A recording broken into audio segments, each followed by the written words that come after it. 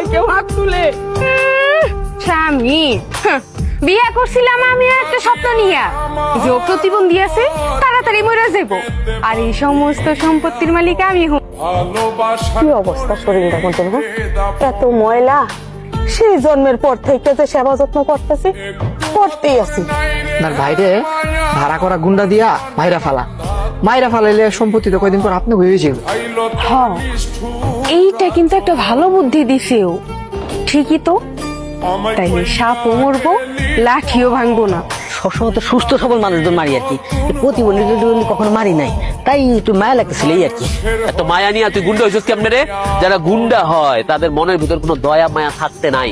আজকে যদি কেউ তোর টাকা দিয়া কয় তোর বাপরে মারতে হবে, তুই সেটা করবি, তাইলে তুই গুন্ডা। এখন থেকে প্রত্যেক দিন তোমাকে ঘুরতে নিয়ে যাব। কি কও তুমি? সত্যি কথা কইতেছ?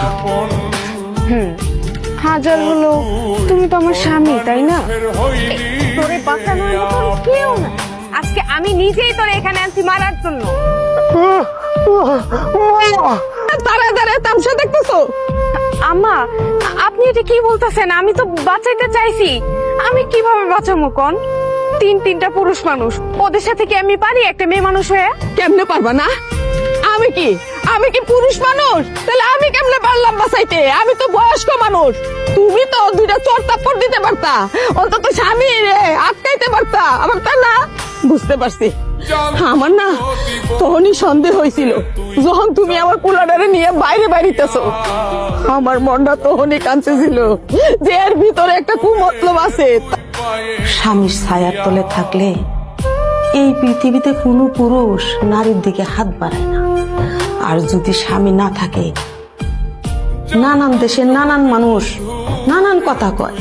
যেমন খালি বাড়ি পড়লে কলা গাছ থেকে কলার পাতা সবাই কেটে নেয়, এইরকম স্বামী ছাড়া যদি নারী হয়, সবাই কিন্তু হাত বাড়ায়। আপনার মাইয়া কি করে জানেন? এই যে আমার ছোট পোলার বউ, ওরা দুইজনের সাথে সঙ্গ বাইন্দা আমার এই অবস্থাটারে মারপিট করে। আপনি কোন ভাই না হয় মারতে পারে, ভাই বউ না হয় মারলো। আরে আপনার মাইয়া তো স্বামী, কানা হোক লুলা হোক যাই হোক, স্বামীর গায়ে কেউ হাত তুলে